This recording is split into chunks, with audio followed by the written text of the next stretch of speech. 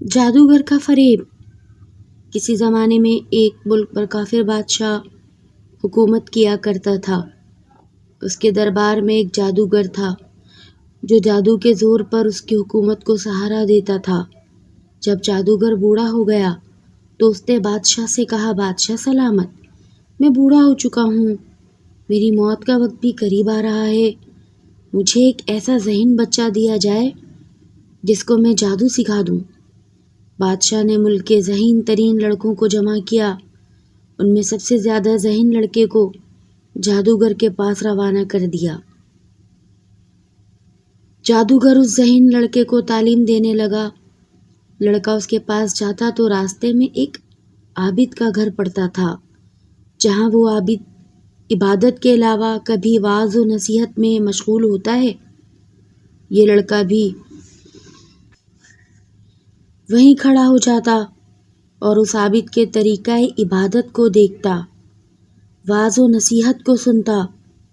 عابد کے وعظ اور نصیحت کو سننے کے لیے جب رکتا تو جادوئی ہوئے جادوگر کے پاس دیر سے پہنچتا اور واپسی میں رکنے کے سبب سے گھر بھی دیر سے پہنچتا، جس کی وجہ سے جادوگر بھی مارتا اور ماں بھی مارتی۔ ایک دن اس بچے نے عابد کے سامنے شکایت بیان کی۔ عابد نے کہا، جب جادوگر تم سے پوچھے کیوں دیر لگ گئی تو کہنا راستے میں دیر ہو گئی۔ یوں ہی وقت گزرتا رہا۔ یہ لڑکا ایک طرف تو جادو سیکھتا رہا اور دوسری طرف عبادت نیک عابد سے سیکھتا رہا۔ ایک دن یہ جادوگر کے پاس جادو سیکھنے کے لیے جا رہا تھا کہ دیکھتا ہے راستے میں ایک بہت ہیبت ناک سانپ نے لوگوں کا راستہ روکا ہوا ہے اور خلق خدا پریشان ہو رہی ہے۔ ادھر والے ادھر نہیں جا سکتے، ادھر والے ادھر نہیں آ سکتے۔ اس لڑکے نے سوچا کہ آج موقع اچھا ہے کہ میں امتحان کر لوں کہ عابد کا دین سچا ہے یا جادوگر کا۔ اس نے ایک پتھر اٹھایا اور یہ کہہ کر اس سانپ پر پھینکا کہ اے اللہ، اگر تیرے نزدیک عابد کا دین اور اس کی تعلیم جادوگر کی تعلیم سے زیادہ محبوب ہے تو اس جانور کو اس پتھر سے ہلاک کر دے تاکہ لوگوں کو اس بلا سے نجات ملے۔ پتھر لگتے ہی وہ سانپ مر گیا اور لوگوں کو اس پریشانی سے نجات عطا ہوئی۔ لڑکے نے یہ بات عابد کو جا کر بتائی۔ عابد نے اس لڑکے سے کہا، پیارے بچے، تو مجھ سے افضل ہے، اب خدا کی طرف سے تیری آزمائش ہوگی، اگر ایسا ہوا تو میری خبر نہ کرنا۔ وقت گزرتا رہا اور اس بچے کے پاس حاجت مند لوگوں کا تانتا بد گیا اور اس کی دعا سے بیماروں کو شفا ملنے لگی اور شہرت دور دور تک پھیل گئی۔ بادشاہ کا ایک وزیر نابینا تھا۔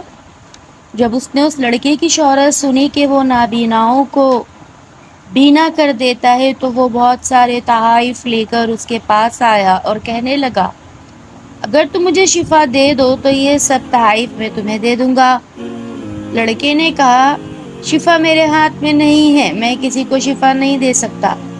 شفا دینے والا تو اللہ وحدہ لا شریک ہے۔ اگر تم شرک سے توبہ کر لو اور اللہ پر ایمان لے آؤ تو میں اس سے دعا کروں گا۔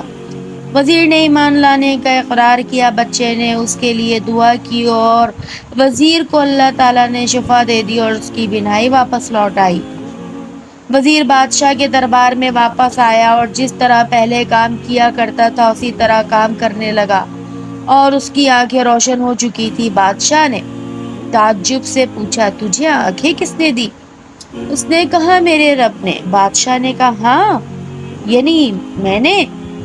وزیر نے کہا، نہیں، تیرا اور میرا رب اللہ ہے۔ بادشاہ نے کہا، کیا تیرا رب میرے علاوہ کوئی اور ہے؟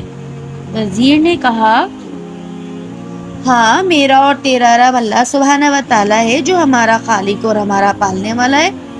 بادشاہ نے اس کو یہ سننے کے بعد اتنا مارا اور اتنی تکلیفیں اور ایذائیں دیں اور دینے کے بعد کہا کہ یہ سب تعلیم تجھے کس نے دی ہے؟ آخر اس نے تکلیفوں اور ایذاؤں کے سبب بتا دیا کہ میں نے اس بچے کے ہاتھ پر اسلام قبول کر لیا ہے اور کفر اور شرک سے توبہ کر لی ہے۔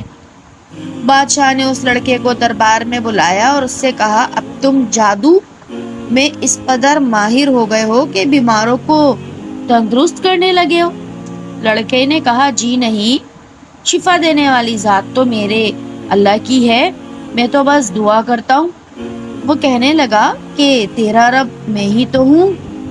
اس نے کہا بچے نے ہرگز نہیں بادشاہ، آپ میرے رب کیسے ہو سکتے ہو؟ اس لڑکے نے کہا میرا اور آپ کا رب تو اللہ سبحانہ و تعالیٰ ہے۔ بادشاہ نے اس لڑکے کو بھی طرح طرح کی ایذائیں پہنچانا شروع کر دی۔ ایک دن بادشاہ نے اپنے جلادوں کو حکم دیا کہ اس لڑکے کو کشتی میں بٹھا کر لے جاؤ، اور جب دریا کے درمیان میں پہنچو تو اس لڑکے کو کشتی سے دھکا دے کر دریا میں ڈبو دینا۔ اس نے ہمارا نام ڈبو دیا اور ہماری 7 پشتوں کو بٹا لگا دیا ہے، لہٰذا اس ناخلف کو بھی ڈبو دیا جائے۔ جلاد اس بچے کو کشتی میں بٹھا کر لے گئے۔ اچانک کشتی الٹ گئی، سب ڈوب گئے، اور یہ لڑکا اللہ تعالیٰ کے فضل و کرم سے صحیح سلامت بچ گیا۔ پھر بادشاہ سے آ کر کہا کہ اس سچے خدا نے مجھ کو بچا لیا اور جھوٹوں کو ڈبو دیا۔ یہ سن کر تو بادشاہ آپے سے باہر ہو گیا اور سپاہیوں کو حکم دیا اس ناخلف لڑکے کو کسی اونچے پہاڑ پر لے جاؤ اور وہاں سے اسے دھکا دے دو تاکہ اس کی ہڈیاں بھی ریزہ ریزہ ہو جائیں۔ سپاہی جب اس کو پہاڑ پر لے کر چڑھے تو اللہ تعالیٰ کی قدرت سے کہ ایک آندھی آئی جس نے ان پہاڑ پر سے تمام سپاہیوں کو گرا دیا اور اس لڑکے کو کچھ بھی نہ ہوا۔ لڑکا پھر بادشاہ کے پاس آیا اور کہنے لگا دیکھو، اس سچے خدا نے تو مجھے پھر بچا لیا اور جھوٹوں کو گرا دیا۔ بادشاہ شدید جھنجھلاہٹ کا شکار ہو گیا اور اس نے جلاد کو حکم دیا کہ تلوار اٹھاؤ اور اس لڑکے کے ٹکڑے ٹکڑے کر دو۔ لڑکے نے کہا اگر تم اپنے سارے لشکر کو بھی جمع کر لو تب بھی میرا بال بیگا نہیں ہو سکتا۔ اگر تم مجھے مارنا چاہتے ہو تو جیسے میں کہوں ویسا کرو، تبھی تم مجھے مار سکو گے، ورنہ تمہاری ساری تدبیریں ناکام ہو جائیں گی۔ بادشاہ نے کہا جلدی بتاؤ، میں تمہارے وجود کو ایک لمحے برداشت نہیں کر سکتا۔ لڑکے نے کہا کہ ایک میدان میں سب لوگوں کو جمع کرو اور پھر مجھے سولی پر چڑھاؤ اور میرے اوپر یہ کہہ کر تیر چلاؤ کہ میں تجھے خدائے برحق کے نام سے مارتا ہوں، میں فوراً مر جاؤں گا۔ بس بادشاہ جو اپنی تمام تدبیروں میں مکمل ناکام ہو چکا تھا، اس نے ایسا ہی کیا۔ نادان بادشاہ دانا لڑکے کی حکمت سے آگاہ نہ تھا۔ جب تمام لشکر اور تمام لوگ سامنے اکٹھے ہوئے اور اس کے بچے کے بتائے ہوئے الفاظ سے کہہ کر اسے تیر مارا گیا تو لوگوں کو معلوم ہو گیا کہ یہ خدا نہیں اور میرے دین کو سچا ثابت کر دے تو سب لوگ اس کے دین سے پھر جائیں گے۔ ہاں میں تو جان سے جاؤں گا مگر اہل جہان کا ایمان محفوظ ہو جائے گا۔ چنانچہ ایسا ہی ہوا۔ بادشاہ نے وہ الفاظ کہہ دیے اور تیر چلا دیا۔ جیسے ہی بادشاہ نے تیر چلایا وہ الفاظ کہہ کر لڑکے نے اپنی جان آفرین کے سپرد کر دی، لیکن وہاں موجود ہجوم میں ایک ہلچل مچ گئی اور ایک شور مچ گیا۔ ہم اس لڑکے کے رب پر ایمان لائے۔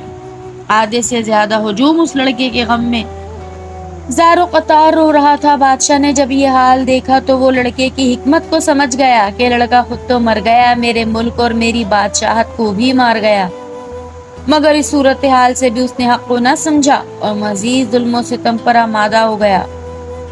بادشاہ نے حکم دیا اسی وقت ایک گڑھا 40 ہاتھ لمبا، 40 ہاتھ چوڑا اور 40 ہاتھ گہرا کھودا جائے اور اس میں آگ بھڑکا دی جائے، اور جو کوئی اس لڑکے کے رب پر ایمان لائے اس کو اس آگ کے گڑھے میں پھینک دیا جائے۔